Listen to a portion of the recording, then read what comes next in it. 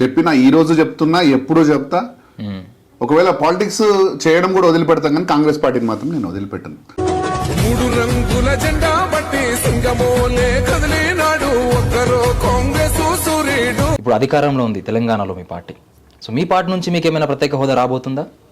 పదవులు నాకు కావాలనుకుంటే నేను ఏ పదవైనా తెచ్చుకోవడానికి నేను రెడీ ఉన్నా. కానీ నేను ఇక్కడ లీడర్లే లేరు, మొత్తం కాంగ్రెస్ పార్టీ చచ్చిపోయింది అనే టైంలో నేను అక్కడ నిలబడ్డాను.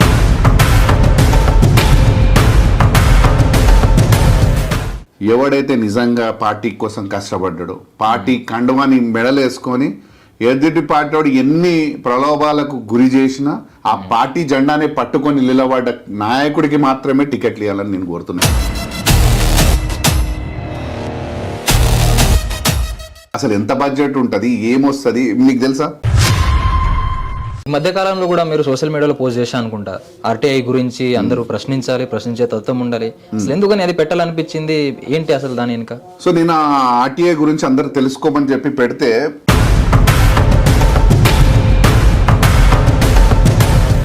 పిల్లలను ఖరాబ్ చేస్తున్నారు. ఒక అమ్మాయికి రేపు జరిగినప్పుడు ఇంతమంది వస్తారు ఆడికి. నువ్వు హిందువు అయితే దేవుడు అది చేయమన్నాడా? నీ రాజకీయ భవిష్యత్తు కోసమో హిందూయిజం అనో, ముస్లిమ్స్ అనో, క్రిస్టియన్స్ అనో ఈ వేరు చేసి రాజకీయం చేయాలనుకుంటున్నారో వాళ్ళ క్లియర్ గా చెప్తున్నా.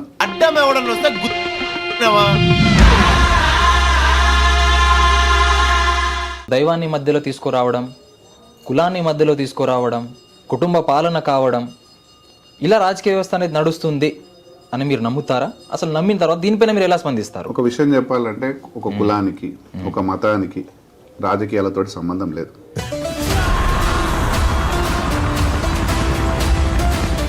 సో నేటి సమాజానికి, రేపటి సమాజానికి, నేటి తరానికి, రేపటి తరానికి మీ నుంచి ఏమైనా మెసేజ్ ఇవ్వాలంటే ఏమి ఇస్తారు మీరు? రాజకీయ నాయకులు ఎంబడి తాగనీకనో, బిర్యానీ పొట్లానికో, పైసలకో అని ఎంబడి నువ్వు తిరిగితే మాత్రం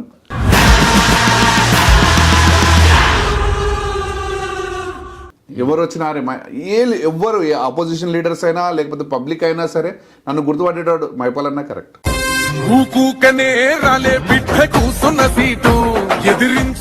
పాలిటిక్స్ అంటే సర్వీస్ బ్రదర్.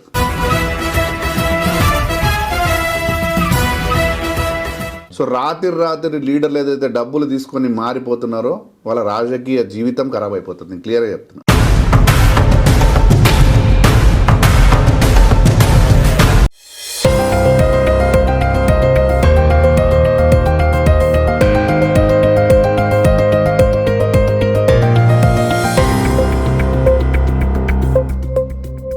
నమస్తే, వెల్కమ్ టు కేబిఎన్ టీవీ. నేను మీ అర్జున్ రాథోడ్. ఈరోజు మనతో పాటు శేర్లింగంపల్లి కాంగ్రెస్ సీనియర్ నాయకులు మైపాల్ యాదవ్ గారు ఉన్నారు. సో తదితర విషయాలు సార్ని అడిగి చర్చించుకుందాం. నమస్తే అన్న. నమస్తే అర్జున్. ఎలా ఉన్నారన్న? బాగున్నాను. అసలు మైపాల్ యాదవ్ గారు రాజకీయ జర్నీ ఎలా స్టార్ట్ అయింది, అసలు రాజకీయంలో ఎందుకు వచ్చారు? సో నాకు ప్యాషన్ పాలిటిక్స్ అంటే నేను చిన్న ఉన్నప్పటి నుంచి చూస్తూ ఉంటా. సో నేనేమనుకున్నానంటే ఏమనుకున్నానంటే అందరు లీడర్ల లేక జర కాన్వాయ్ అది ఇది అని చూసినాను, కానీ అది ఆ మూడుతోటే నేను ఇంట్లోకి ఎంటర్ అయినా. కానీ ఇక్కడికి వచ్చిన తర్వాత మనం చేయడానికి చాలా ఉందని నేను నేర్చుకున్నా. దాన్ని నేర్చుకొని ఈ గ్రౌండ్ లో అట్లనే నిలబడి ఉన్నా. సో ఎందు గురించి అంటే నేను దాదాపుగా 2005 నుంచి నేను పాలిటిక్స్ చేస్తున్నాను ఇప్పటి వరకు కూడా. సో యువజన కాంగ్రెస్ ఫస్ట్ NSUI నుంచి స్టార్ట్ అయినా, దాని తర్వాత యూత్ కాంగ్రెస్ లో వర్క్ చేసిన, ఇప్పుడు సీనియర్ కాంగ్రెస్ లీడర్ గా వర్క్ చేసిన, కంటెస్ట్ చేసిన కార్పొరేటర్ గా, పార్టీ రూలింగ్ లో ఉన్నా లేకపోయినా పార్టీని పట్టుకొని నడుస్తూ ఉన్నా.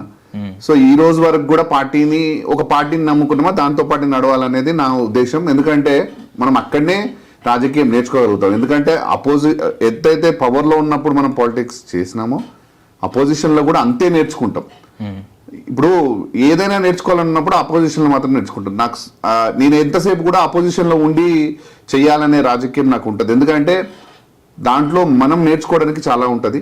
సో నా ప్యాషన్ ఏంటంటే పాలిటిక్స్ లో ప్యాషన్ అంటే కొంతమంది లీడర్స్ ని చూసిన నేను నా టైంలో రాజశేఖర రెడ్డి గారిని, లేకపోతే PGR గారిని, లేకపోతే చాలా మంది, చంద్రబాబు నాయుడు గారు కూడా నాట్ బ్యాడ్. ఎందుకంటే ఆ టైంలో ఆయన ఈ IT సెక్టర్ ఇవన్నీ కూడా తీసుకురావడం, దాని తర్వాత రాజశేఖర రెడ్డి గారు రావడం, రాజశేఖర రెడ్డి గారు నెక్స్ట్ లెవెల్ తీసుకుపోయింది IT సెక్టర్. ఆ తర్వాత తెలంగాణ ఎడ్యుకేషన్స్, ఇవన్నీ థింగ్స్ చూస్తూ పాలిటిక్స్ అనేది చాలా అంటే మనం ఏదైనా మార్చగలుగుతాము అంటే ఏదైనా సబ్జెక్ట్ ఉంది దేంట్లోకైనా పోయి మనం మార్చగలుగుతాం అంటే అది కేవలం పాలిటిక్స్ మాత్రమే. సో దాంట్లో అందుకోసంగానే నాకు ఆ ఇంట్రెస్ట్ ఉంది కాబట్టి దాంట్లోకి నేను రావడం జరిగింది. సో మైపాల్ యాదవ్ గారు రాజకీయంలో రాకముందు ఏం చేసేవాళ్ళు, సో ఏం చేసిన తర్వాత రాజకీయంలో వచ్చారు? సో లైక్ ముందు ఏమైనా జాబ్ చేశారా లేకపోతే బిజినెస్ టైప్? నేను బిజినెస్ చేస్తుండే, కానీ నాకు చిన్న ఉన్నప్పటి నుంచి నాకు కోరిక, నేను అదే చెప్తున్నాను కదా, పాలిటిక్స్ అంటే ఒక వేరే వ్యూ తోటి వచ్చిన నేను అసలు ఒక పొలిటీషియన్. సో అందరిలాగా నేను కూడా ఈజీగా ఉంటుందేమో పోగానే అయిపోతుంది, కానీ అంత ఈజీ కాదు. సో చాలా నేర్చుకోవాలి పాలిటిక్స్ అంటే. ఉట్టిగానే ఏది రాదు పాలిటిక్స్లో, ఏదైనా అంటుంటాం కదా ఉట్టిగానే ఏది మనకు రాదంటే నేర్చుకుంటేనే ఏదైనా వస్తుంది అనేది. పాలిటిక్స్లోకి వచ్చినాక నేర్చుకోవడానికి చాలా ఉంటుంది, నువ్వు చేయడానికి చాలా ఉంటుంది. సో ఈ జనరేషన్కి నేను చెప్పేది ఒకటే, ఒక విషయం ఏంటంటే ఈ పాలిటిక్స్లోకి వచ్చినప్పుడు నువ్వు ఒక లీడర్ని కావాలి. నువ్వు ఒక లీడర్ని నువ్వు కావాలన్నప్పుడు ఏం చేయాలంటే ఒకటే థింగ్, ఫస్ట్ నీ ఏరియాలో నీ ఊరు ఉండని అసలు నీ ప్రాంతం ఉండని ఎక్కడో ఒక సమస్యను ఎంచుకున్న తర్వాత దాని మీద ఫైట్ చేయి. నీ రిసోర్సెస్ అన్ని పెట్టి దాని మీద, నీ ఎనర్జీ, నీ మనీ, లేకపోతే నీ కష్టం అన్ని దాని మీద పెట్టి దాన్ని సాల్వ్ చేయి. ప్రజల్లో నీకు నమ్మకం పెరుగుతుంది. అప్పుడు ప్రజలు నిన్ను నమ్మడం స్టార్ట్ చేస్తారు. నిన్ను నమ్మినప్పుడు నీ వెనకాల వాళ్ళు నడుస్తారు. అరే మైపాల్ ఉన్నాడు కానీ ఎక్కడ పోయినా కానీ ఏదైనా వర్క్ తీసుకుని మైపాల్ దగ్గర పోతే పని చేసి పెట్టగలుగుతాడనే ఒక నమ్మకం తీసుకొచ్చుకున్నా నేను. ఆ నమ్మకమే ఈ రోజు వరకు కూడా నన్ను పాలిటిక్స్లో నిలబెట్టింది. నేను ఈ యూత్ కూడా చెప్తున్నా, ఏ సమస్య ఉన్నా మీ సమస్య అన్ని నెక్స్ట్ లెవెల్ వరకు వెళ్ళి ఆ సమస్యను తీర్చుకొని మీరు రండి. మీ మీద ఆటోమేటిక్గా ఒక అభిప్రాయం ప్రజల్లో ఏర్పడుతుంది. అది మీరు ఆ పాలిటిక్స్ చేసుకుంటూ పోతుంటే ఖచ్చితంగా మీరు సక్సెస్ అవుతారు. నేను అదే ఎంచుకున్నాను, నేను అదే దారిలో నడుస్తున్నాను. ఇప్పుడు ఒక వ్యక్తి రాజకీయంలో రావాలన్నా, ఫర్దర్ ఏదైనా జాబ్ చేయాలన్నా, బిజినెస్ వెళ్ళాలన్నా ఏదో ఒక స్టోరీ ఉంటుంది. లైక్ కొంతమంది రాజకీయ నాయకుల్ని చూసి వాళ్ళని చూసిన తర్వాత ఇలా నేను సేవ చేయాలనే కాన్సెప్ట్ కావచ్చు, ఒక ఐపీఎస్ని చూసి అలా నేను అవ్వాలనే కాన్సెప్ట్ కావచ్చు ఉండొచ్చు. సో మీ జీవితంలో ఏదైనా స్టోరీ ఉందా, మీకు ప్రేరణ తీసుకొని నేను కూడా ఇలా రాజకీయ నాయకుడు అవ్వాలి, ప్రజాసేవ చేయాలనే ఎక్కడైనా మీకు ఉందా? చెప్పినా కదా ఇప్పటిదాకా నేను కొంతమంది లీడర్స్ని చూసిన ఆ టైంలో నేను పాలిటిక్స్ చూడడము. నేను అక్కడ అది ఇప్పుడు పీజీఆర్ గారు అంటే ఫుల్ అభిమానం. మా ప్రాంతంలో ఖైరతాబాద్ కాన్స్టిట్యున్సీ ఉండే మాది, తర్వాత షేర్లింగంపల్లి అయింది. పీజీఆర్ గారిని చూస్తే ప్రజల్లో నుంచి ఎక్కడ పోయినా ఒక ఎమ్మెల్యే పేరు ఎట్లా తీసుకుంటుండే అంటే ఏ గల్లీకి పోయినా, ఏ బస్తీకి పోయినా, ఏ పాన్ షాప్ పోయినా పీజీఆర్ గారి పేరు, ఫోటో ఉండేది. సో అంటే ఇంత అభిమానిస్తారా మనం ఒక లీడర్ కింద ఉంటే, అది ఒక పని చేస్తే ఆయన ప్రూవ్ చేసి చూపించిండు. కానీ ఆయన లాంటి లీడర్ ఇప్పటివరకు ఎవరు పుట్టలేదు ఇంతవరకు నేను చూసిన దాంట్లో. సో ఒక వన్ ఆఫ్ ద క్యాండిడేట్ ఆయనను చూసి నేను పాలిటిక్స్లోకి రావడం జరిగింది. అసలు మీ దృష్టిలో నాయకుడు, లీడర్ ఈ రెండింటికి డిఫరెంట్ ఏంటి? మీరు అనేది క్వశ్చన్ ఏంటంటే పొలిటీషియన్ అండ్ లీడర్. సో దీంట్లో చాలా వేరు వ్యత్యాసం ఉంటుంది. లీడర్ అనేది వేరు, పొలిటీషియన్ అనేది వేరు. పొలిటీషియన్ అనేటోడు ఎట్లాంటోడు అంటే వాని అవసరాల కోసం యూత్ని వాడుకునేటోడు. ఇంకో లీడర్ని తయారు చేయడు పొలిటీషియన్ ఎప్పుడు కూడా. సో తన ఎదగాలనే చూస్తూ ఉంటాడు స్టెప్ బై స్టెప్. తను ఎదిగిన తర్వాత తన ఖాందాన్ల నుంచి వచ్చిన వాళ్ళు, తన పిల్లలో, తన భార్యనో, తన ఇంకొకరో ఎదగాలని చూస్తాడు ఒక లీడర్, సరే ఒక పొలిటీషియన్. సో కానీ ఒక లీడర్ మాత్రం ఎట్లాంటోడు అంటే తను నడుస్తూ ఇంకొక నలుగురు లీడర్లను తయారు చేస్తాడు, అతను లీడర్ అవుతాడు. సో ఎప్పుడైనా కానీ లీడరే సక్సెస్ అవుతాడు, కానీ పొలిటీషియన్ ఎన్నడూ సక్సెస్ కాడు. ఎందు గురించి అంటే పొలిటీషియన్ తను ఎదగాలని చూస్తాడు, కానీ కిందున్న ఎవరిని తయారు చేసుకోడు. అప్పుడు ఎక్కడ లాస్ అవుతావు నువ్వు?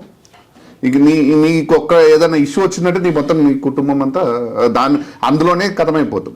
సో అదే నువ్వు నలుగురు లీడర్లు తయారు చేస్తే ఆ నలుగురు లీడర్లు నిన్ను తీసుకొని ముందుకు పోతారు. ఇప్పుడు పొలిటీషియన్కు ఉన్న స్వార్థం ఏంటంటే తను డబ్బులు సంపాదించుకొని తన రాజకీయ జీవితం అంతా కూడా తన పిల్లలు తను అనుకుంటూ పోతూ ఉంటాడు.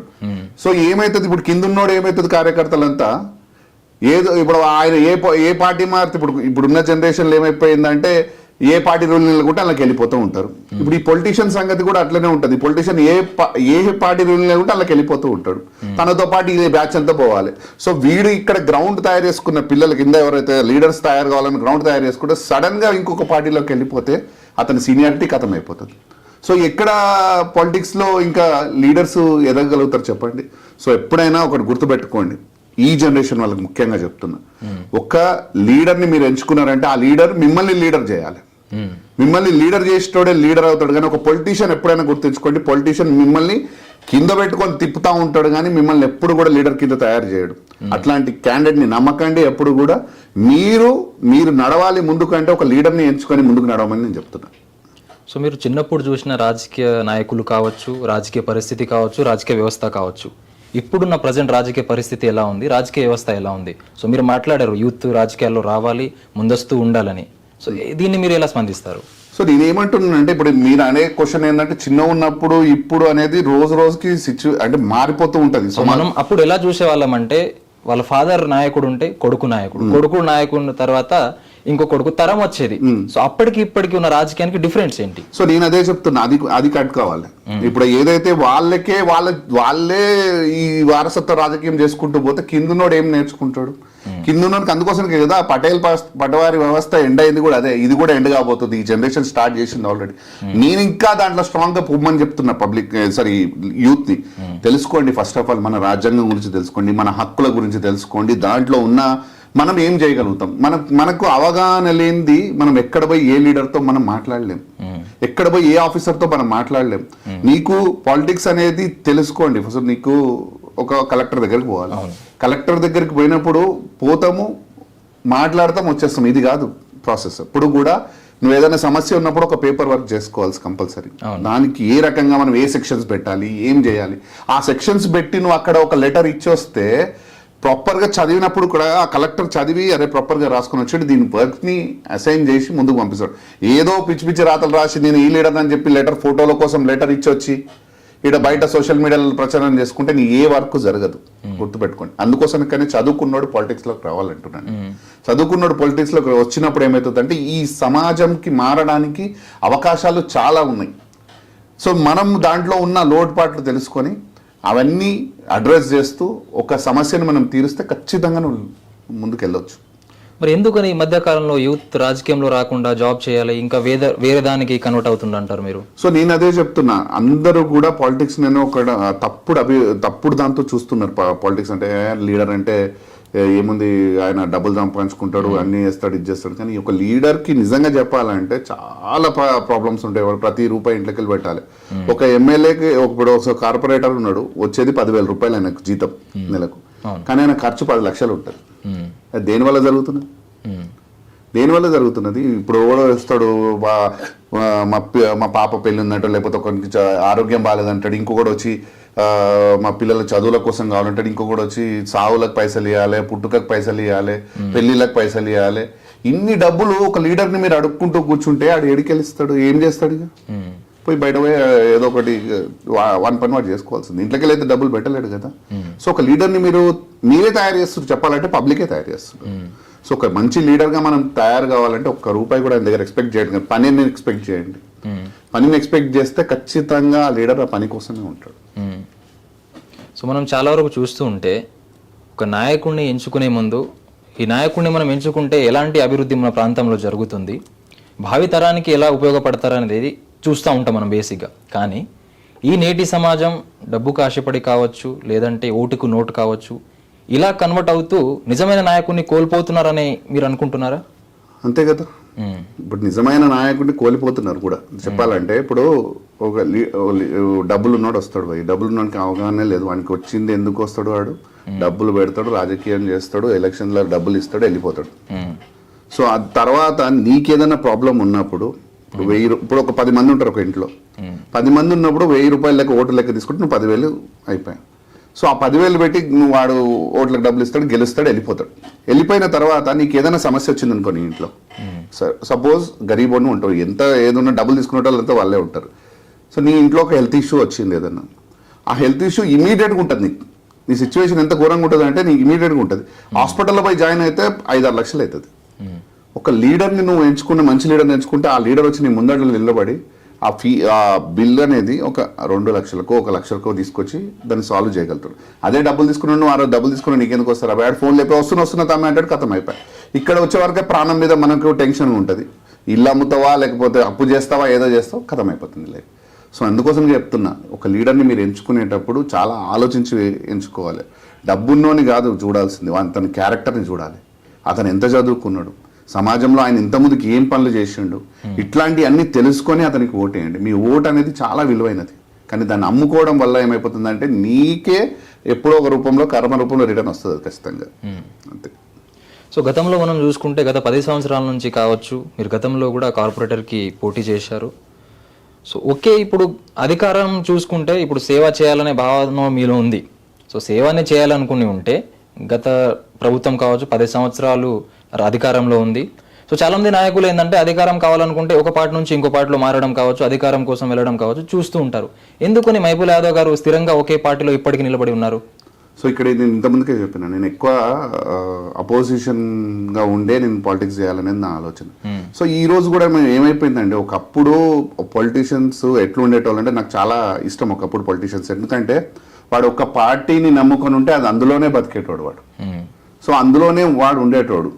సో ఆ పొలిటీషియన్ ఈరోజు గుర్తుపెట్టుకోండి, ఇప్పుడు ఈ రోజు ఏమైపోయింది, ఏ పార్టీలో గెలిచినా, ఏ పార్టీలో రూలింగ్ ఉంటే ఆ పార్టీకి అంత లీడర్లు షిఫ్ట్ అయిపోతున్నాడు. ఓడిపోయినోడు గెలిచినోడు అంతా ఆ రూలింగ్ పార్టీలోనే ఉంటాడు. ఇంకా అపోజిషన్ ఎక్కడ పోయింది?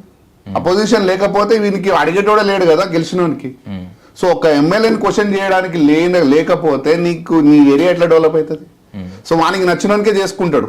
ఏ స్కీమ్స్ వచ్చినా వాళ్ళకి నచ్చిన వాళ్ళకి ఇచ్చుకుంటాడు, వాళ్ళ కార్యకర్తలకు ఇచ్చుకుంటాడు. లేకపోతే ఒక రోడ్ వచ్చింది అనుకోండి, వాళ్ళ కార్యకర్తలు ఉన్న రోడ్లే వేసుకుంటాడు. అదే నువ్వు అపోజిషన్ నుండి నువ్వు అందరినీ, ఒక ఎమ్మెల్యే గెలిస్తే అందరికీ ఆయన ఎమ్మెల్యేని, కానీ నువ్వు సొంతంగా నీ కార్యకర్తలకు చేసుకోవడానికి ఉండదు కదా. అప్పుడు అపోజిషన్లో ఉన్నవాడు కరెక్ట్ క్వశ్చన్ చేస్తాడు కదా. ఈ క్వశ్చన్ చేయడం నేర్చుకోమని చెప్తున్నా యూత్కి. ఈ క్వశ్చన్ చేసినప్పుడే నువ్వు లీడర్ అవుతావు. ఎందు గురించి లీడర్ అవుతావు అంటే, వాడు లీడర్, ఇప్పుడు అతను ఎమ్మెల్యే కింద ఉన్న ఏదైతే లీడర్ ఉంటాడో అతను వాళ్ళకే అవన్నీ స్కీమ్స్ ఇప్పించుకుంటూ ఉంటాడు. కానీ వాడు ఒక్కడు ఒక 10 మందికి ఇప్పిస్తే ఈ 90 మంది బాధపడుతూ ఉంటారు. ఈ 90 మంది కోసం నువ్వు నిలబడు. ఈ 90 మంది కోసం నువ్వు నిలబడి కొట్లాడితే నువ్వు ఆ 10 మంది ఏదైతే ఒక లీడర్ ఉంటాడో, ఎమ్మెల్యే ఎగిరిపోతాడో, ఆ లీడర్ ఎగిరిపోతాడు, అందరు ఎగిరిపోతాడు. నీ 9 మంది నియమబడి నడవడం స్టార్ట్ చేస్తారు. సో నేనేమంటున్నానంటే, పాలిటిక్స్ లోకి రావాలంటే ఫస్ట్ ప్రజలకు సమస్య తెలుసుకో, ప్రజల నుంచి ప్రజల్లో నుంచి ఏది కావాలో వాళ్ళకి కావాల్సిన థింగ్స్ నువ్వు చేసి పెట్టినప్పుడే నువ్వు లీడర్ అవుతావు. సో మహిపాల్ యాదవ్ గారు మనం చూసుకుంటుంటే గత ఎన్నో సంవత్సరాల నుంచి ఎందుకని ఒకే పార్టీలో స్థిరంగా ఉన్నారు? మీకు చాలా అవకాశాలు వచ్చి ఉంటాయి. అవకాశాలు వస్తే కూడా మంచి లీడర్ నాయకుడు ఉన్నప్పుడు కొంతమంది మా పార్టీలో రండి అనే అవకాశాలు ఇస్తూ ఉంటారు. ఎందుకని ఇప్పటి వరకు ఒకే పార్టీని ఎంచుకొని ఉన్నారు? మీరు ఒక విషయం చెప్తున్నా, మనకు తల్లి ఒకతే ఉంటది కదా. అవునండి, అటు ఇటు మారం కదా. ఇప్పుడు నేను ఎంచుకున్నది ఏంది ఇక్కడ, నేను ఒక సమాజంలో ఒక మంచి పని చేయాలని నేను ఒక దగ్గర అయినాను. సో నాకు ఇది కన్నతల్లి లాంటిదే పార్టీ. సో నేను ఈ పార్టీ రూలింగ్లో లేదు, నేను అపోజిషన్లో నేను మారితే నా భవిష్యత్ నేనేదో సంపాదించుకోవడానికి పార్టీలోకి రాలే. నేను సమాజంలో ఎంతో కొంత నాది ఇవ్వాలి, నేను ఎంతో కొంత సమాజంలో నేను సర్వీస్ చేయాలనే దానికోసం నేను ఈ పార్టీలో ఉండడం జరిగింది. సో దాంట్లో నేను ప్రజలకు ఏం నేర్పియాలి? నేను ఇప్పుడు నలుగురికి చెప్పేటప్పుడు ఏముంది, ఇప్పుడు ఏ పార్టీలో అనుకుంటే ఆ పార్టీలకు రూలింగ్లో బొమ్మని చెప్తే ఎట్లా ఉంటుంది? సో నేనేమంటున్నానంటే, నాకు ఇది కన్నతల్లి లాంటి పార్టీ. ఈ కన్నతల్లి లాంటి పార్టీలో మంచైనా చెడైనా ఏదైనా ఇదే పార్టీలో గత 20 సంవత్సరాల నుంచి ఉన్నా నేను. సో ఒక లీడర్ల కింద నేను వర్క్ చేసిన, ఆ లీడర్లు ఆ పార్టీ వాళ్ళకి అన్ని రకాల పదవులు ఇచ్చినాయి, అన్ని ఇచ్చిన తర్వాత కూడా వాళ్ళ అవసరం కోసం పార్టీ మారి వెళ్ళిపోయినారు. కానీ నేను అదే పని చేస్తే, నేను నమ్ముకున్న పార్టీని నేను వదిలిపెట్టడం అయితే నేను చేయలేను ఆ పని. నేను ఈరోజు చెప్తున్నా, ఎప్పుడూ చెప్తా, ఒకవేళ పాలిటిక్స్ చేయడం కూడా వదిలిపెడతాం, కానీ కాంగ్రెస్ పార్టీని మాత్రం నేను వదిలిపెట్టాను. సో ఎందు గురించి అంటే, నాకు ఈ పార్టీని నమ్మినా, ఈ పార్టీలో నేను వర్క్ చేయడానికి, నాకు ఈ లెవెల్లో నేను ఉండడానికి పార్టీయే కదా నన్ను ఇంతవరకు తీసుకుపోయింది. సో ఈరోజు ఇక్కడే ఉంటా, కార్పొరేటర్గా రూలింగ్లో ఉన్నా లేకపోయినా కొట్లాడినా. ఈ కాన్స్టెన్సీలో 2020లో ఈ షేర్లింగపల్లి కాన్స్టెన్సీలో లాస్ట్ మూమెంట్లో కొంతమంది లీడర్లు బీజేపీలోకి వెళ్ళిపోయినారు. సో ఆ రోజు బీజేపీలోకి వెళ్ళిపోయిన తర్వాత ఇక్కడ లీడర్లే లేరు, మొత్తం కాంగ్రెస్ పార్టీ చచ్చిపోయింది అనే టైంలో నేను అక్కడ నిలబడ్డా. నాతో పాటు చాలా మంది లీడర్లు ఆగి, పైసలు ఉన్నా లేకపోయినా కొట్లాడిరు వాళ్ళు. ఆ 10 మందికి ఆ రోజు నేనే టికెట్లు ఇప్పించిన కాంగ్రెస్ పార్టీ నుంచి. ఆ 10 మంది ఈరోజు మంచి లీడర్లు తయారయ్యారు. ఇప్పుడు మళ్ళీ రూలింగ్లోకి కాంగ్రెస్ పార్టీ వచ్చిందని చెప్పి మళ్ళీ అన్ని పార్టీల నుంచి ఈ పార్టీలకు రావడం జరిగింది. సో నేను చెప్పేది ఒకటే విషయం, ఒక పార్టీలో మీరు నమ్ముకొని ఉంటే ఒక గొప్ప లీడర్గా తయారవుతారు. ఈరోజు మమ్మల్ని, మేము ఒక పై స్థాయిలో ఉన్నాం, ఎవ్వరు ఎంతమంది వచ్చిపోయినా కానీ మమ్మల్ని ఎవరు క్వశ్చన్ చేయడానికే వాళ్ళకి ధైర్యం చాలతలేదు ఫస్ట్ ఆఫ్ ఆల్. సో ఎందుకంటే ఆయన సీనియర్ కాంగ్రెస్ పార్టీ లీడరు, ఆయనకు ఉంటుంది, ఆయన కరెక్ట్గా ఉంటారు వాళ్ళది అనేది మా మీద పబ్లిక్లో ఒక భరోసా వచ్చింది. సో ఈయన పార్టీలు మారిపోయేటోడు కాదు, ఈయన కరెక్ట్గా ఒక పార్టీని నమ్ముకొని ఉన్నాడు, ప్రజలను నమ్ముకొని ఉన్నాడు, ఆ ప్రజలే ఆయనని కాపాడతారు అనేది అదర్ పార్టీస్ కూడా అర్థమైంది. ఈరోజు నన్ను ఏం చేస్తున్నారంటే చాలా మంది ఇప్పుడు పార్టీ రూలింగ్ లో పార్టీ మారి వచ్చిన వాళ్ళు అన్న నీ ఎంబడి మేము తిరుగుతాం, నీ ఎంబడి మేము వస్తాం. ఎందు గురించి అంటే ఇప్పుడు నా ఎంబడి తిరుగుతుంటే వాడు కూడా సీనియర్ కాంగ్రెస్ లీడర్ అని పబ్లిక్ అనుకోవాలి కదా. సో అట్లాంటి వాళ్ళు ఇప్పుడు చాలా మంది నాకు ఫోన్లు చేస్తా ఉన్నారు. సో నా ఎంబడి వచ్చి తిరిగి ఇప్పుడు మళ్ళీ కార్పొరేటర్ టికెట్లు తెచ్చుకొని పొడి చేయాలని నేను ఒకటే విషయం చెప్తున్నా, పార్టీకి కూడా ఒకటే విషయం చెప్తున్నా. ఎవడైతే నిజంగా పార్టీ కోసం కష్టపడ్డాడో, పార్టీ కండువాని మెడలేసుకొని ఎదుటి పార్టీ వాడు ఎన్ని ప్రలోభాలకు గురి చేసినా ఆ పార్టీ జెండానే పట్టుకొని నిలబడ్డ నాయకుడికి మాత్రమే టికెట్లు ఇవ్వాలని నేను కోరుతున్నాను. ఎందు గురించి అంటే వాడి జీవితం మొత్తం దాంట్లో పెట్టేసి ఉంటాడు. ఆ పార్టీ గెలుపు కోసమో లేకపోతే ఓడిపోయినా గెలిచిన ఆ పార్టీలోనే అతను ఉండి ఉంటాడు. సో అట్లాంటి వ్యక్తి ముందట తెచ్చి ఇప్పుడు పార్టీ మారిన తీసుకొచ్చి ఇప్పుడు టీఆర్ఎస్కేలో బీజేపీకేలో వచ్చిన తీసుకొచ్చి నువ్వు టికెట్ ఇస్తే వాడు ఇన్ని రోజులు కష్టపడ్డ ఎక్కడ పోతుంది, వాడు మొత్తం అన్ని రకాలుగా లాస్ అయి ఉంటాడు. సో ఈ రోజు వాడిని నిలబెట్టే టైం వచ్చింది. అతనికి ఎవరైతే పార్టీ కోసం కష్టపడ్డాడో ఆ డబ్బులు లేకపోతే సహాయం చేయండి నలుగురు కలిసి. సో పార్టీ నుంచి వేరే పార్టీల నుంచి వాళ్ళతో సహాయం చేయించి నెక్స్ట్ టైం వానికి అవకాశం ఇస్తారు. ఫస్ట్ అయితే ఉన్న కార్యకర్తకు అయితే ఈరోజు వానికి అవకాశం ఇచ్చి వాని కార్పొరేటర్గానో లేకపోతే కౌన్సిలర్గానో లేకపోతే ఒక చైర్మన్ గానో చేసి పెడితే పార్టీ ఇంకా ప్రజలు నమ్ముతారు, పార్టీని నమ్ముకున్న కార్యకర్తలు ఇంకా స్ట్రాంగ్గా పనిచేస్తారనేది నా ఉద్దేశం. సో ఇప్పుడు చూసుకుంటే మీరు గత 20 సంవత్సరాల నుంచి తల్లి అనుకొని ఒకే పార్టీని నమ్ముకొని ఉన్నారు. సో ఈ తరుణంలో మంచి నాయకుడికి ఎప్పుడైనా గుర్తింపు వస్తుంది, లేట్ కావచ్చు, ఏదైనా అవ్వచ్చు. సో ఆ విధంగా ఇప్పుడు అధికారంలో ఉంది తెలంగాణలో మీ పార్టీ. సో మీ పార్టీ నుంచి మీకు ఏమైనా ప్రత్యేక హోదా రాబోతుందా? సో పార్టీలో నేను ఎప్పుడు కూడా పని చేసుకుంటూ పోయినా, పదవుల కోసం ఏ రోజు నేను ఉరకలే. పదవులు నాకు కావాలనుకుంటే నేను ఏ పదవైనా తెచ్చుకోవడానికి నేను రెడీ ఉన్నా. కానీ నేను సిచ్యువేషన్ టైం వచ్చినప్పుడు పార్టీ నన్ను గుర్తించి టికెట్ ఇస్తుందనేది నాకు ఆలోచన ఉన్నది.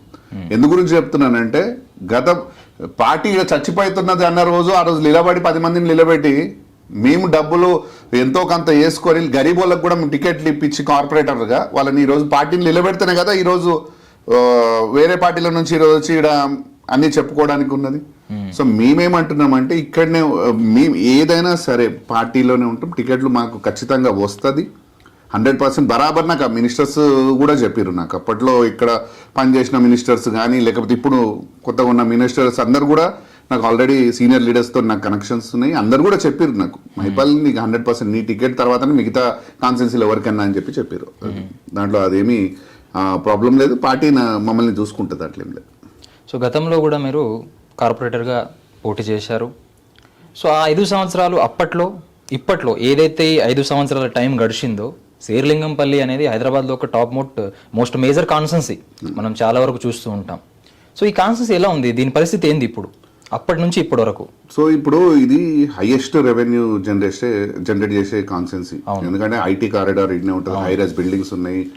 జిహెచ్ఎంసీకి టాప్ హౌస్ ట్యాక్స్ కానీ కమర్షియల్ ట్యాక్స్ కానీ ఇంకే ట్యాక్సెస్ అయినా కానీ షేర్లింగంపల్లి ప్రాంతం నుంచి హైయెస్ట్ ట్యాక్స్ ఈ రాష్ట్రానికి, తెలంగాణ రాష్ట్రానికి అత్యంత ట్యాక్స్ ఇచ్చేది మన షేర్లింగంపల్లి.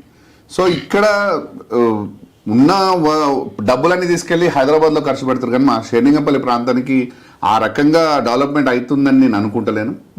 మేము మా సీఎం గారికి కూడా మేము ఈ విషయంలో చెప్పినాము. ఈ మా షేర్లింగంపల్లి ప్రాంతానికి ఇంకా ఫండ్స్ ఇంకెక్కువ ఇవ్వాలనేది మేము ఎప్పటి నుంచి కూడా అడుగుతున్నాము, అది ఫైట్ చేస్తాం ఖచ్చితంగా, అది మా హక్కు. ఎందు గురించి అంటే ఇప్పుడు ఒక విషయం, ఈరోజు బడ్జెట్ జరుగుతున్నది, మనం అందరూ బడ్జెట్ గురించి ఎవరికి తెలుసు చెప్పండి? అసలు ఎంత బడ్జెట్ ఉంటుంది, ఏమొస్తుంది మీకు తెలుసా? సపోజ్ ఇప్పుడు బడ్జెట్ ఏ ఒక్కరికి బడ్జెట్ కేంద్రంలో బడ్జెట్ పెడతారు, రాష్ట్రంలో బడ్జెట్ పెడతారు, అసెంబ్లీలో లేకపోతే పార్లమెంట్లో బడ్జెట్ పెడతారు, ఎవరికి తెలుసు? ప్రజలకి. సో ఇక్కడ మనం తెలుసుకోవాల్సిన విషయం ఏంటంటే, ఇక్కడ ఇప్పుడు మీ ఇంట్లో ఒక పనివాడు ఉంటాడు, ఆ పనివానికి ఒక 1000 రూపాయలు ఇచ్చి షాప్కి పోయి తీసుకొని రాకపోతే వాడు కొనుక్కొచ్చి 500-600 ఖర్చు అవుతుంది, వాడి డబ్బులు ఒక 400-500 ఉంటాయి. నువ్వు అడిగితే వాడు నీకు రిటర్న్ ఇస్తాడు, అడగకపోతే ఏం చేస్తాడు? వాడు జోబులో పెట్టుకొని పోతాడు. సో మన పరిస్థితి కూడా అదే జరుగుతుంది ఇక్కడ. ఇప్పుడు నువ్వు కట్టిన ట్యాక్స్ ని నువ్వు ఎందుకు అడుగుతలేవు? ప్రజలు నేను అడగ చెప్తున్నా, నువ్వు కడుతున్నావు ట్యాక్స్, ఆ ట్యాక్స్ నువ్వు కట్టిన డబ్బులు నీకేం డెవలప్మెంట్ అయిందని ఏ లీడర్ని నువ్వు అడుగుతున్నావు? ఎవరిని అడుగుతున్నావు? సో నేను అదే చెప్తున్నా ప్రజలకు కూడా, నువ్వు కడుతున్నావు. నీకు రాజకీయ నాయకుడు అంటే ఆయన పెద్ద గొప్ప పవర్ ఉన్న వ్యక్తి కాదు, నీకు సర్వెంట్. ప్రతి ఒక్క ప్రభుత్వ ఉద్యోగి కూడా నీకు సర్వెంట్. ఈ మన ఇండియాలో ఉన్న ప్రతి ఒక్క మనిషికి ఈ ప్రభుత్వ ఉద్యోగులు కానీ, లేకపోతే ఎమ్మెల్యేలు కానీ, ఎంపీలు కానీ, కార్పొరేటర్లు కానీ, కౌన్సిలర్లు కానీ, ఎవరైనా సరే, రాజకీయ నాయకుడు ఎవరైనా సరే, ప్రజలకు సర్వెంట్స్ వీళ్ళంతా. వీళ్ళు ఏం చేస్తున్నారు అక్కడ, రాజ్యాంగంలో ఏమున్నదనేది తెలుసుకోమని దానికోసమే. వాళ్ళు మన డబ్బులు ట్యాక్స్ రూపంలో తీసుకున్నప్పుడు మనకు ఆ డబ్బులు రిటర్న్ ఎంత వస్తుంది, ఏ రాష్ట్రానికి ఎంత వస్తుంది అనేది తెలుసుకోవాలి కంపల్సరీగా. తెలుసుకున్నప్పుడే ఈ మనం కరెక్ట్గా డెవలప్మెంట్ అనే విషయాలు జరుగుతాయి. ఈ మధ్య కాలంలో కూడా మీరు సోషల్ మీడియాలో పోస్ట్ చేశా అనుకుంటా, ఆర్టీఐ గురించి అందరూ ప్రశ్నించాలి, ప్రశ్నించే తత్వం ఉండాలి. అసలు ఎందుకని అది పెట్టాలనిపించింది, ఏంటి అసలు దాని వెనుక? సో నేను ఆర్టీఐ గురించి అందరు తెలుసుకోమని చెప్పి పెడితే ఎంత భయస్సులు అంటే యూత్, ఒక లీడర్ని పోయి మనం క్వశ్చన్ చేసినామంటే రాత్రి మన తలకాయలు లేపేస్తారు, లేకపోతే రాత్రి కిడ్నాపులు చేసేస్తారు, మనల్ని చంపేస్తారు. ఇంత భయం ఎందుకు పడుతున్నారు భయ్, నాకు అర్థం కాదు. ఏమైతుంది, ఎవడు చంపుతాడు నిన్ను? నువ్వు ఒక ఆర్టీఐ కింద క్వశ్చన్ చేసి నువ్వు లీగల్ గా పోతే ఎవడు నిన్ను క్వశ్చన్ చేస్తాడు? ఎందుకు ఇంత భయం? సో ఈ 65% యూత్ ఉన్నది మన దగ్గర. అందుకోసం చెప్తున్నా, పాలిటిక్స్ లోకి రండి బ్రదర్. భయం పడితే ఎవ్వరు ఏదైనా భయపడుకుంటూనే పోదాలి మన జీవితం. ఇప్పుడున్న యూత్ ఏమైపోయిందంటే, స్టార్టప్స్ కోసమో, లేకపోతే బిజినెస్ చేసుకోవాలనో, లేకపోతే ఐఏఎస్ ఆఫీసరో, ఐపీఎస్ ఆఫీసరో ఇవి కావాలనుకుంటున్నారు, కానీ ఎవరు కూడా పొలిటీషియన్ కావాలని అనుకుంటలేరు. పొలిటీషియన్ అయితేనే కదా ఈ సమాజం మారుతుంది. సో ఇలా నువ్వు డబ్బులు సంపాదన కోసమే పాలిటిక్స్లోకి ఉంటారని అనుకుంటున్నారని అది కాదు. నువ్వు సర్వీస్ చేయడానికి కోసం చాలా ఉంది. సో ఇవాళ రేపు కొంతమంది నేను యూత్ను ఎంత ఘోరంగా ఉందంటే పరిస్థితి, అంటే ఇది తప్పు ఎవరైనా అనుకోవచ్చు.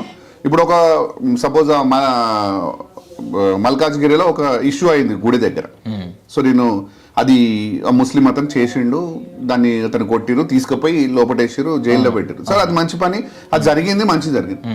సో అది జరిగిన తర్వాత వారం రోజులు ఈ అనేకమైన పిల్లలు, చిన్న పిల్లలు, యూత్ అంతా వాళ్ళని రెచ్చగొట్టి ఆ గుడికాడ పోయి పెద్ద రచ్చ చేస్తారు. అవసరమే లేదా ఆడ. సో ఈ యూత్ ఏవైతే రాజకీయ నాయకులు ఏదైతే పిల్లలను ఖరాబ్ చేస్తున్నారో, ఒక అమ్మాయికి రేపు జరిగినప్పుడు ఇంతమంది వస్తారు ఆడికి. ఒక్కరోజు 2 రోజులు క్యాండిల్ పట్టుకొని తిరుగుతారు, లేకపోతే బ్యానర్లు పట్టుకొని తిరుగుతాడు, ఆడ దిష్టి బొమ్మ తలగా పెడతారు, అని వదిలేస్తారు. 2 రోజులు 3 రోజులు, వారం రోజులు 15 రోజులు ఆ పిల్లలను పెట్టుకొని, ఆడ యూత్ పిల్లలను పెట్టుకొని జై శ్రీరామ్ అనుకుంటూ, లేకపోతే వాళ్ళని అన్ని రకాలుగా ఒక కమ్యూనల్ ఇష్యూని రేజ్ చేయడానికి చూస్తున్న లీడర్లు ఎవరికి ఏం సమాధానం చెప్దాం అనుకుంటున్నారు? అసలు పిల్లల్ని ఏం తయారు చేద్దాం అనుకుంటున్నారు? నీ రాజకీయ భవిష్యత్తు కోసం ఈ కిందున్న పిల్లలను వాడుకుంటున్నాం. నువ్వు హిందువు అయితే దేవుడు అది చేయమన్నాడా? వాడు తప్పు చేసిండు, వానికి శిక్ష పడ్డది, వాడు పోయి జైల్లో ఉన్నాడు, అయిపోయింది కదా, ఇష్యూ క్లోజ్. కానీ అదే ఇష్యూని పెట్టుకొని ప్రతిదీ కూడా ఏది చిన్న ఇష్యూ జరిగితే దాన్ని ఒక పెద్ద రాజకీయంగా హిందూ ముస్లిం అనే గొడవకు తీసుకొస్తున్నారు. కానీ సో మరి ఒక అమ్మాయికి సమాజంలో ఒక అమ్మాయికి రేపు జరిగినప్పుడు, లేకపోతే సమాజంలో చాలా తప్పులు జరుగుతున్నాయి, ఒక పొలిటీషియన్ తప్పు చేస్తాడు, కరప్షన్ చేస్తాడు, వాని దగ్గర పోయి చేయగలుగుతారా? వీళ్ళు ఇంటి మీద పడగలుగుతారా? సో ఇది చేయండి ఫస్ట్. ఒక ఆఫీసర్ ఉంటాడు, 100 కోట్లు ఏసీబీ రైట్స్లలో దొరుకుతూ ఉంటారు, మరి అట్లాంటి ఇంటి కూడా పోయి ధర్నా చేయరు ఎందుకు? సో ఈ పాలిటిక్స్ని ఆపండి, పాలిటిక్స్ని పిల్లల్ని దీనికోసం వాడకండి. నీ రాజకీయ భవిష్యత్తు కోసమో హిందూయిజం అనో, ముస్లిమ్స్ అనో, క్రిస్టియన్స్ అనో ఈ వేరు చేసి రాజకీయం చేయాలనుకుంటున్నారో వాళ్ళ క్లియర్గా చెప్తున్నా, ఇది వదిలితేనే మన సమాజం, మన దేశం బాగుపడుతుంది. లేకపోతే ఇట్లాంటి థింగ్స్ ఎప్పుడైతే మనం ఎంకరేజ్ చేస్తూ పోతూ ఉంటామో ఈ పిల్లలకి ఏం అర్థం కాదు, పాలిటిక్స్ అర్థమైతే లేదు పిల్లలకు. ఏమంటే ఏంది, జై శ్రీరామ్ అంటే జై శ్రీరామ్, ఆడు ఆ జై శ్రీరామ్ ఎందుకు అంటున్నావు రా నాయన అనేది కూడా తెలియదు వానికి. సో నీ భక్తి అనేది గుండెలు ఉండాలి. నా లేదా ఇంత పెద్ద గుడి కట్టినా నేను నడుస్తలేనా? భక్తితో పాటు సమాజంలో ఉన్న మన బాధ్యత ఏందనేది కూడా తెలుసుకోవాలి కదా మనం. సమాజంలో మన మనిషి దేవుడు చెప్పిండా? ఒక మనిషిని ముస్లింలు క్రిస్టియన్స్ అని దేవుడు ఎక్కడ చెప్పిండు? చెప్పలే కదా. సో అవతలోడు మాట్లాడుతుండొచ్చు, వాని గురించి మనకు సంబంధం లేదు, వాడు మూర్ఖుడు కాబట్టి మాట్లాడతాడు. కానీ ఒక రామరాజ్యం అంటాం, రాముడు ఎప్పుడు కూడా కులాల మతాలు తీసుకురాలే, ఒక కృష్ణుడు ఎప్పుడు కులాల మతాలు తీసుకురాలే. మరి వీళ్ళకెడికి వచ్చినాయి ఇవన్నీ? సో నేను అదే చెప్తున్నా, పిల్లల్ని మంచి దారిలో తీసుకుపోండి. నీకు దేవుడు గురించి మంచి విషయాలు చెప్పి మంచి మార్గంలో తీసుకెళ్తే వాడు నలుగురికి సేవ చేసే మార్గంలోకి తీసుకుపోండి. ఈ సేవ మార్గంలో వదిలేసి పొద్దున్న నుంచి సాయంత్రం దాకా పబ్లిక్ని ఇబ్బంది పెడుతూ రాష్ట్రారోకులు చేసుకుంటూ రోడ్ల మీద దిష్టి బొమ్మలు తలగబెడుతూ ఏం సమాజానికి ఏం మెసేజ్ ఇస్తున్నాం? నీకు జరిగినది అన్యాయం జరిగినప్పుడు ఆ గుడిలో అక్కడ జరిగింది, వాడిని తీసుకుపోయారు, వాడిని కొట్టిరు, చేసిరు, తీసుకుపోయారు, లోపటేసారు, అయిపోయింది, క్లోజ్. ఇదే థింగ్ ఒక అమ్మాయికి రేపు జరిగినప్పుడు కూడా చేయాలి, లేకపోతే ఇంకోటి ఏదైనా ఇష్యూ జరిగినప్పుడు కూడా ఇట్లనే ఉండాలి. కానీ అవి ఇట్లా ఉండదు. ఎంతసేపు కూడా హిందూ ముస్లిం. ఎందుకు ఇది? ఎవరికి అక్కడికి వస్తుంది? ఇది మనకు తిండికి వస్తుందా, లేకపోతే మనకి ఏమన్నా వస్తుందా? ఇట్లాంటి ఎడ్యుకేషన్స్ చేయడం వల్ల జరిగే డెవలప్మెంట్ జరగదు. మన దగ్గర ఎన్నో కంపెనీస్ చూస్తూ ఉంటాయి. మనం కంపెనీస్ వస్తే కన్నా ఉద్యోగాలు వస్తే పిల్లలకు బాగుపడతారు. అవును. ఇప్పుడు ఎవరైతే చేస్తున్నారో నేను ఒకటే విషయం చెప్తున్నా, అది ముస్లిమ్స్ కానీ క్రిస్టియన్స్ కానీ హిందూస్ కానీ, నేను ఒకటే విషయం చెప్తున్నా, ఆ పిల్లలని మంచి మార్గంలో తీసుకుపోండి, స్కిల్స్ నేర్పియండి. ఒక పార్టీ నుంచి లేకపోతే ఒక ఏమంటారు మదర్సా నుంచో లేకపోతే చర్చ్ నుంచో లేకపోతే గుడి నుంచో స్కిల్స్ నేర్పియండి పిల్లలకి. ఒక ఆడపిల్ల రోడ్డు మీద పోతే వాళ్ళకు ఒక యాక్టివిటీస్ నేర్పియండి తనను రక్షించుకోవడానికి. లేకపోతే ఒక పిల్లగానికి నువ్వు కొన్ని స్కిల్స్ నేర్పియండి, లేకపోతే ఎడిటింగ్ స్కిల్స్ నేర్పియండి, లేకపోతే చదివిపియండి. వాళ్ళని అట్లా తయారు చేసి సమాజంలోకి మంచి పని చేయి. ఇట్లా నలుగురు పిల్లలకి సహాయపడతాడు కదా వాడు. కానీ వాడిని ఎంబడి రోజు పెట్టుకొని జై శ్రీరామ్ అంటే వానికి ఏమీ తెలియదు. వాడు ఇంకొకరు వచ్చి ముస్లిమ్స్ ఇంకొక దిక్కుపోతాడు. సో నేను ఈ టైప్ ఆఫ్ రాజకీయాలను యూత్ డైవర్ట్ కావద్దని చెప్తున్నా. నేను యూత్ క్లియర్గా చెప్తున్నా, ఈ జనరేషన్ మారాలి అంటే మీ చేతిలో ఉంది. 65% అంటే అర్థం చేసుకోండి, సమాజం మారిపోతుంది. ఒక్క తాటి మీదకి రావాలి. ఒక దేవుడినో లేకపోతే ఒక ఈ క్యాస్ట్ మీదనో లేకపోతే కమ్యూనిజం ఈ క్యాస్ట్ పాలిటిక్స్ మీదనో పోతే సమాజం ఎప్పుడు బాగుపడదు. సో నేను చెప్పేది ఒకటే, ఈ జనరేషన్ మారాలంటే మీ చేతిలోనే ఉంది. అది మీరే తెలుసుకోవాలి. ఎందుకంటే చదువుకున్నాడు పాలిటిక్స్లోకి రమ్మంటుంది కూడా దీనికోసం. వాడు చదువుకున్నాడు పాలిటిక్స్ కోసం ఇవన్నీ ఆయనకి అర్థమవుతుంటుంది. ఒక్కసారి వాడు రాజ్యాంగం బుక్ తెచ్చుకొని కూర్చుంటే వానికి హక్కులు మొత్తం తెలుస్తుంది దానికి. ఒక సగటు మనిషికి ఉన్న హక్కులన్నీ రాజ్యాంగంలో ఉన్నాయి. నీకు ఒక పోలీస్ ఆఫీసర్ నీకు చెయ్యకపోతే డైరెక్ట్ పోయి కోర్టులో ఒక పిల్లు వేస్తే పోలీస్ ఆఫీసర్ జాబ్ ఎగిరిపోతుంది. ఒక కలెక్టర్ నీకు పని చేయకపోతే నువ్వు ఉన్న రాజ్యాంగంలో ఉన్న హక్కులను తీసుకెళ్ళి నువ్వు ఆయన మీద కేసు పెడితే ఆయన జాబ్ పోతుంది కలెక్టర్. సో నేను ఇట్లాంటివి నేర్చుకోండి. ఇవి నేర్చుకున్నప్పుడే ఇప్పుడు నేను ఇంతకుముందు కూడా చెప్పిన, ఒక సమస్యని మనం తీసుకొని నీ అన్ని ఎఫర్ట్స్ దాని మీద పెడితే ఖచ్చితంగా ఆ సమస్యను నువ్వు తీర్చుకొనే బయటకు వస్తావు. సో అది చేసినప్పుడు నీ మీద సమాజంలో ఒక గౌరవం వస్తుంది, ఒక నమ్మకం వస్తుంది ప్రజల్లో.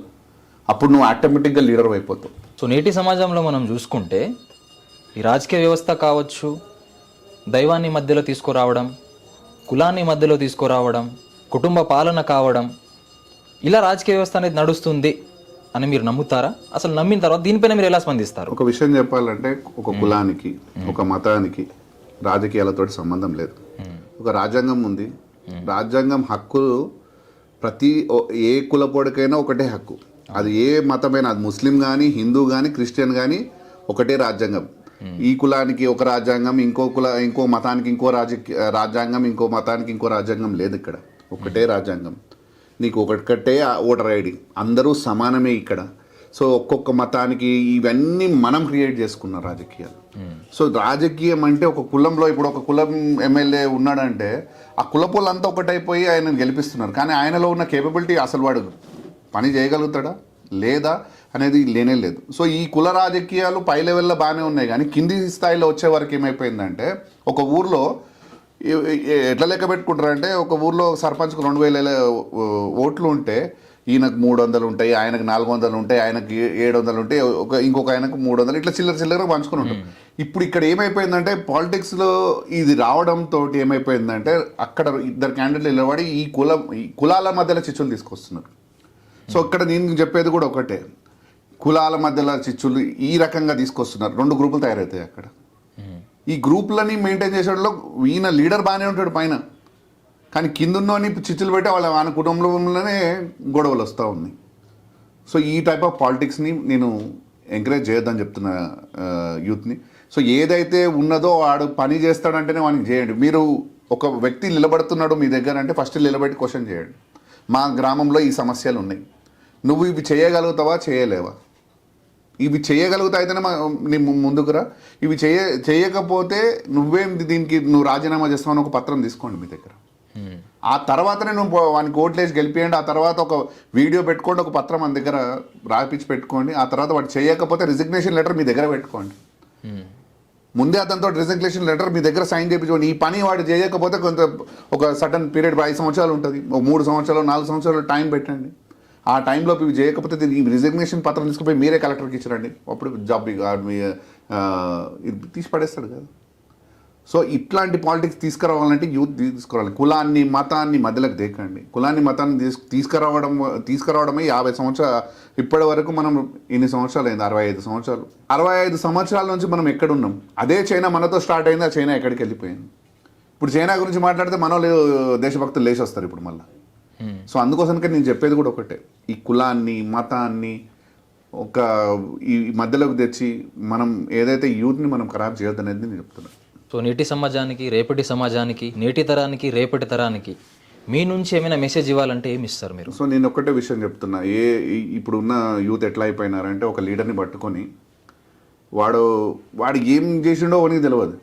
మా అంటే 30-40 సంవత్సరాలు ఉంటాయి, 30-40 సంవత్సరాలు వాడిని వెనుకపోతారు. వాడ డబ్బులు కొని ఖర్చు పెట్టి రోజు రాత్రికి ఇంత తాగుడు నిక్కిస్తాడు. వాని బర్త్డే వస్తే పెద్ద పెద్ద కటౌట్లు కడతారు, అన్నా ఇదన్నా అదన్నా ఇదన్నా అని చెప్పి మన కేకులు కట్ చేయించి చూడు రాదని. కానీ ఇంట్లో తల్లిదండ్రులకి ఏమైనా సమస్య వస్తే పిల్లలు పట్టించుకుంటలేరు. సో ఒక్కరోజు దాపుతాడు, 2 రోజులు దాపిస్తాడు, వారం రోజులు దాపిస్తాడు. కానీ నీ పుట్టినప్పటి నుంచి ఇప్పటిదాకా నీ తల్లిదండ్రులు నీ కోసం నువ్వు బాగుపడాలని ఎంత ఖర్చు పెట్టి ఎంత ఏది చేసి ఉంటారో ఆ తల్లిదండ్రులను వదిలేసే తాగుడుకు అలవాటు పడి మొత్తం లైఫ్నే నాశనం చేసుకుంటున్నారు యూత్. సో అట్లాంటి వాళ్ళని నేను క్లియర్గా చెప్తున్నా, మీరు అట్లాంటి రాజకీయ నాయకులు మీరు ఎంబడి తిరిగితే మాత్రం మీ జీవితాలు ఖరాబ్ అయిపోతాయి. అతను ఈడ గెలిస్తే ఉంటాడు, గెలవకపోతే ఆయన బిజినెస్ చేసుకొని ఆయన వెళ్ళిపోతాడు, కానీ తర్వాత మీ లైఫే ఖరాబ్ అయిపోతుంది.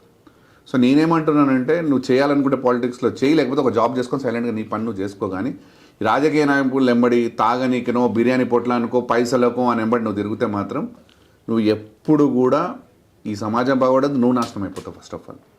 సో పాలిటిక్స్లోకి కరెక్ట్గా నువ్వు చేయాలనుకుంటే కరెక్ట్గా అన్నీ ఆలోచించుకొని అన్నీ చేసుకొని దాని మీద అవగాహన వచ్చిన తర్వాతనే పాలిటిక్స్ అంటే ఏంది, అసలు ఎట్లా మనం ముందుకు పోవాలి, ఒక సమస్య మీద మనం ఎట్లా పోరాడాలనేది చాలా వీడియోస్ ఉన్నాయి, చాలా బుక్స్ ఉన్నాయి, చదువుకుంటే మనకు తెలుస్తుంది. ఆ తర్వాతనే నువ్వు వచ్చి న్యాయంగా ఫైట్ చేయి భయ్. నేను చెప్తున్నా, ఇప్పుడు 20 సంవత్సరాల నుంచి నేను న్యాయంగానే ఉన్నా, ఏ పార్టీ మారకుండా అందులో పోకుండా. ఈరోజు నాకు ఆ వాల్యూ ఉన్నది. ఎవరు వచ్చినారే ఎవ్వరు అపోజిషన్ లీడర్స్ అయినా లేకపోతే పబ్లిక్ అయినా సరే నన్ను గుర్తుపట్టేటాడు మైపాలన్నా కరెక్ట్. ఏ పార్టీ మారడాయన ఆయన నమ్మిన పార్టీ కోసం ఉన్నాడు, లేకపోతే ఆ పార్టీ రూలింగ్ లేకపోతే ఆయన కష్టం ఆయన చేసుకుంటూ పోతున్నాడు. ఒకవేళ రూలింగ్ ఉంటే ప్రజల సమస్యలు ఉంటే చేపిస్తాడు, లేకపోతే ప్రశ్నిస్తాడు. ఇప్పుడు అపోజిషన్ పార్టీకి ఉన్నప్పుడు ఆయన ఖచ్చితంగా ప్రశ్నిస్తాడు, ఆ పని చేపిస్తాడు అనే ఒక నమ్మకం ప్రజలకు ఏర్పడింది ఇక్కడ. సో నేను కూడా చెప్తున్నదే, ఒక్కటే పార్టీని నమ్ముకొని బతకండి. ఆ పార్టీలు మారుతూ పోతే మీకు గ్రౌండ్ ఏదైతే ఇప్పుడు నాకు ఉన్న సీనియారిటీ, నేను అదే బీజేపీలోకి పోయినాను అనుకో, నా సీనియారిటీ కథం కదా. సో మళ్ళీ నేను కొత్తగా లీడర్ని తయారు కావాలి అక్కడ. సో ఉన్న పార్టీలోనే నువ్వు ఒక లీడర్గా ఉన్నప్పుడు నువ్వు ఇంకొక పార్టీకి పోయినప్పుడు నీ లీడర్షిప్ అనేది ఖతం అయిపోతుంది.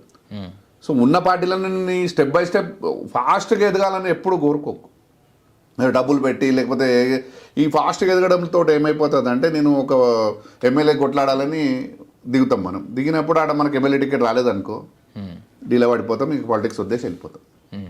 సో యూత్కి నేను చెప్పేది కూడా ఒకటే, ఒక పార్టీని నమ్ముకోండి. దాంట్లో ఉన్న లీడర్షిప్ అసలు ఏముంటుంది, అసలు ప్రజలకు మనం ఏం చేయాలి.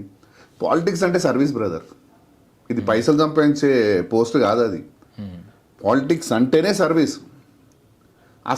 దానికి అర్థాన్నే మార్చేసారు పాలిటిక్స్కి. పాలిటీషియన్స్ అయినా లీడర్స్ అయినా దీనికి అర్థం ఎవరికి తెలియదు. అదేంటంటే ఆ లీడరు డబ్బులు సంపాదిస్తాడు అంతే. ఆయన ఏం పని చేస్తాడు, ఎక్కడ చేస్తాడు, ఏం చేస్తాడు అనేది ఎవరికి తెలియదు. సో నేనేమంటున్నానంటే అసలు ఏంది అనేది దాంట్లో దిగుతూనే ఎవరికైనా అర్థమవుతుంది. సో పిల్లల్ని నేను ఈ జనరేషన్ కూడా కోరేది ఏంటంటే, మీరు దీంట్లోకి వస్తేనే దీని గురించి అర్థమవుతుంది. కాబట్టి దీన్ని కరెక్ట్గా అర్థం చేసుకొని పాలిటిక్స్ చేయమని చెప్పి నేను చెప్తాను. సో నవ సమాజం నిర్మాణం కోసం మైపాల్ యాదవ్ గారి భవిష్యత్ కార్యాచరణలు ఏంటి? సో భవిష్యత్తు కార్యాచరణ నెక్స్ట్ ఇప్పుడు కార్పొరేషన్ ఎలక్షన్స్ వస్తున్నాయి. ఖచ్చితంగా నేను షేర్లింగంపల్లిలో పోటీ చేస్తున్నారా? ఖచ్చితంగా షేర్లింగంపల్లిలో ఏదో ఒక డివిజన్ నుంచి అయితే ఖచ్చితంగా నేను పోటీ చేయడం, ఖచ్చితంగా అది పార్టీ కూడా నాకు హామీ ఇచ్చి ఉన్నది. ఖచ్చితంగా నాకు టికెట్ ఇస్తాను, ఖచ్చితంగా పోటీ చేస్తా, గెలుస్తాం కూడా. ఎందుకంటే ప్రజల్లో అభిప్రాయం వచ్చేసింది, ప్రజలే చెప్తున్నారు అన్న మీరు నిలబడండి జస్ట్ అంతే. ఇక్కడ మీరు ఎందుకంటే 20 సంవత్సరాల నుంచి మిమ్మల్ని చూస్తున్నాం, మీరు డబ్బుల కోసమో లేకపోతే ఇంకో పైరవీల కోసమో ఎక్కడ మీరు ఎవరిని అన్యాయం చేసింది ఉండదు. ఆ బిల్డింగ్ల మీద ఈ బిల్డింగ్ మీద వసూలు చేసింది కానీ ఎక్కడ మీరు ఏది చేసినా నలుగురికి సహాయమే చేసారు ఇన్ని రోజులు. అదే మిమ్మల్ని గెలిపిస్తే ప్రజలు చెప్తున్నది. నేను చెప్పుకోవడం కాదు, మీరు కూడా మైక్ పట్టుకొని పబ్లిక్ని అడగొచ్చు, అడిగిన వాళ్ళు అదే సమాధానం చెప్తారు. సో నాకు నెక్స్ట్ కార్పొరేషన్ ఎలక్షన్స్ రాబోతున్నాయి, ఖచ్చితంగా పోటీ చేస్తాం, ఖచ్చితంగా గెలుస్తాం. ఖచ్చితంగా మేము ఇది పోటీ చేయడం అయితే 100% పోటీ చేస్తాం. సో మనం చాలా వరకు చూస్తూ ఉంటాం ఈ రాజకీయ నాయక వ్యవస్థ అనేది ఎలక్షన్ రేపు ఉందనే క్రమంలోనే రాత్రికి రాత్రి పార్టీ జంప్ అవ్వడం కానీ, నోటికి ఆశపడి ఇంకొక దానికి వెళ్ళడం కానీ ఇలా జరుగుతూ ఉంటాయి. సో దీనిపైన మీరు ఎలా నా పర్సనల్ ఎక్స్పీరియన్స్ నేను చెప్తాను మీకు ఈ విషయంలో. సో నేను అంత ఒక 6 నెలల నుంచి నేను వర్క్ చేసుకుంటూ వస్తున్నా. కార్పొరేషన్ ఎలక్షన్స్ 2020లో ఇది జరిగింది. సో నాతోటి అందరు ఉన్నారు, ముస్లిమ్స్, క్రిస్టియన్స్, హిందూస్ అందరు కూడా నాకు చాలా, అంటే అప్పుడు కూడా కోవిడ్ టైంలో నేను ఒక 20-30 లక్షలు ఖర్చు పెట్టి అందరికీ సర్వీస్ చేసినాను. ఏది ఇప్పుడు మైగ్రెంట్ లేబర్స్ ఉన్నారు, వాళ్ళకు ఫుడ్ ఇచ్చినాము, లేకపోతే రేషన్ ఇచ్చినాము, లేకపోతే ఇక్కడ నుంచి యూపీ బీహార్కి పంపించినాము. సో అట్లా నాకు సోషల్ మీడియా కానీ అందరు కూడా నన్ను అరే మంచి వర్క్ చేస్తున్నాడు, ఖచ్చితంగా మైపాలన్న గెలుస్తాడనే హోప్లో వాళ్ళందరూ ఉన్నారు. సో కొంతమంది ఏమైపోయిందంటే ఎలక్షన్స్ కంటే ముందే మా దగ్గర ఉన్న సీనియర్ లీడర్స్ బీజేపీలకు జంప్ అయ్యారు. సో బీజేపీలకు జంప్ అయిన తర్వాత నేను కూడా వాళ్ళతో పాటు వచ్చేస్తాను అనుకున్నారు యాక్చువల్లీ. కానీ నేను పోకపోయే వరకు ఏమైపోయిందంటే ఇంకా నేను మళ్ళీ పార్టీని స్ట్రాంగ్గా పట్టుకొని ఇక్కడ మళ్ళీ అందరు నిలబెట్టి టికెట్లు ఇచ్చిన. సో రోజు నాతో పాటు తిరిగేటోళ్ళు 2 రోజుల ముందు మొత్తం కథ మార్చేసారు. ఇక టీఆర్ఎస్ నుంచి ఉన్న కార్పొరేటర్ ఏం చేసిండంటే నాతో ఉన్న ముస్లిమ్స్కి, క్రిస్టియన్స్కి అందరికీ డబ్బులు ఇచ్చి వాడు రాత్రి వాడి కూసుకుపోయాడు. బీజేపీ వాడు వచ్చి హిందూయిజము ఆడ ముస్లింలు స్ట్రాంగ్ ఉన్నారు, వాళ్ళకి డబ్బులు ఇచ్చి వాళ్ళని లేకపోయినారు. సో నేనేమంటున్నానంటే నా ఎంబడి తిరిగే లీడర్లు ఎవరైతే ఉన్నారో వాళ్ళకి ఈరోజు వాడు ఆ పార్టీలకు పోయి లేకపోతే డబ్బులు తీసుకుంటే ప్రజల్లో వాళ్ళకి అస్సలు ఎవడు ఇజ్జత్ ఇస్తలేడు. మొన్న కలిసిరు అందరు ఒక మీటింగ్ పెట్టి అన్న మమ్మల్ని ఏ లీడర్లు సీనియర్ లీడర్లు మమ్మల్ని పట్టించుకుంటలేరు రా. మరి మీరేడున్నారా? మీరేమన్నా ప్రజల కోసం ఏమైనా పని చేశారా ఈ 5 సంవత్సరాలలో? మీ పని ఏంది? ఎలక్షన్ రాగానే రాత్రి పైసలు తీసుకుంటారు, పోతారు, వాడిని ఎంబడి పోతారు, వాడు ఓట్లు వేయించుకుంటాడు, వాడు గెలుస్తాడు, వాడు గడ్డ మీద కూర్చుంటాడు. నువ్వు లీడర్గా ఏడున్నావు అప్పుడు? నువ్వు నన్ను నమ్ముకొని ఉంటే నేను లీడర్, ఇప్పుడు నాకు డబ్బులు ఇచ్చినా ఇవ్వకపోయినా నువ్వు నాతో పాటు నడుచుంటే నువ్వు గొప్ప లీడర్ తయారవుతుంటావు. ఎందుకంటే ప్రజల్లోకి ఒక నమ్మకం వస్తుంది. పార్టీ ఉన్నా లేకపోయినా అదే రూలింగ్లో ఉన్నారు వాళ్ళని మనము ఈరోజు అతన్ని నమ్మొచ్చు. ఎందుకంటే రూలింగ్లో మేము వచ్చినాం కదా, అప్పుడు వాళ్ళు రూలింగ్లో ఉండే, వాడు వెళ్ళిపోయిండు పైసలు తీసుకొని. ఈరోజు మేము రూలింగ్లోకి వచ్చిన తర్వాత మాతో పన్ను జరగాలన్నప్పుడు ఎట్లుంటుంది? ఇప్పుడు ఆ ప్రజలు నిన్ను ఎట్లా నమ్ముతారు? వీడితో తిరిగినామంటే రాత్రి వీడు ఎప్పుడో పైసలు తీసుకొని వారిపోతాడు, వీనితో పోదని ప్రజలు లీడర్లను నమ్మడం వదిలేసారు. సో రాత్రి లీడర్లు ఏదైతే డబ్బులు తీసుకొని మారిపోతున్నారో వాళ్ళ రాజకీయ జీవితం ఖరాబ్ అయిపోతుంది. నేను క్లియర్గా చెప్తున్నా. అది డబ్బులకు ఆశపడి రాజకీయం చేస్తే మాత్రం ఖచ్చితంగా లైఫ్ హెల్ అయిపోతుంది. సో నాతో జరిగిన వాళ్ళది ఈరోజు నాతో కార్పొరేషన్ ఎలక్షన్స్లో నన్ను మోసం చేసిపోయిన వాళ్ళు ఈరోజు అన్ని లీడర్షిప్ అనేది క్లోజ్ చేసుకొని సైలెంట్గా వాళ్ళ ఇండ్లలో బిజినెస్ చేసుకొని వాళ్ళ బతుకుతారు. ఓవర్ పబ్లిక్ నమ్మడం వదిలేసారు వాళ్ళని. ఎవరైతే నన్ను మోసం చేసిపోయారో రాత్రి అది అందరితో జరిగింది. వేరే పార్టీలలో కూడా నేను చేయొద్దని చెప్తున్నా. నువ్వు ఒక కాంగ్రెస్ పార్టీని నమ్ముకున్నావు, కాంగ్రెస్ పార్టీతోటి నడువు, అది సచ్చినా బతికినా ఆడే ఉండు, అది టీఆర్ఎస్ అయినా బీజేపీ అయినా. వాళ్ళతోటి నువ్వు బతికినప్పుడే ఆ బస్తీలో నీకు ఒక వాల్యూ పెరుగుతుంది, ఆ ఊర్లో నీకు ఒక వాల్యూ ఉంటుంది. అదే వాడు కాంగ్రెస్ వాడు ఆ పార్టీ వచ్చినప్పుడు ఖచ్చితంగా మనకు హెల్ప్ చేస్తాడని ఒక అమౌంట్. నువ్వు కాంగ్రెస్ ఉన్నా బీజేపీ ఉన్నా ఏదన్నా రూలింగ్ ఏదొస్తే దాంట్లోకి దుక్కుతున్నావు. సో నీకు లీడర్షిప్ ఏడవుతావు, అప్పుడు లీడర్ వేడవుతావు, నేను నమ్మేటోడు వాడు. సో నేను అదే చెప్తున్నా, ఈ పబ్లిక్కి కూడా అదే విషయం చెప్తున్నా, లీడర్లకు అదే విషయం చెప్తున్నా, యూత్కి అదే విషయం చెప్తున్నా. ఏ పార్టీలో ఉన్నావో అదే పార్టీలో బతుకు, ఏ పార్టీలో ఉన్నావో లీడర్గా కావాలనుకుంటే అదే పార్టీలో నడువు. నిన్ను ఖచ్చితంగా పార్టీ లీడర్ చేస్తుంది. కానీ నువ్వు అటు ఇటు పోయినావు అంటే ఖతం అయిపోతావు. సో ఇది మాత్రం నిన్ను ఖచ్చితంగా చెప్పగలుగుతాను. సో చూశారు కదా, మరొక ఇంటర్వ్యూలో మరొక గెస్ట్తో కలుద్దాం. అంతవరకు చూస్తూనే ఉండండి KBN తెలుగు టీవీ. నేను మీ అర్జున్ రాథోడ్, సైనింగ్ ఆఫ్.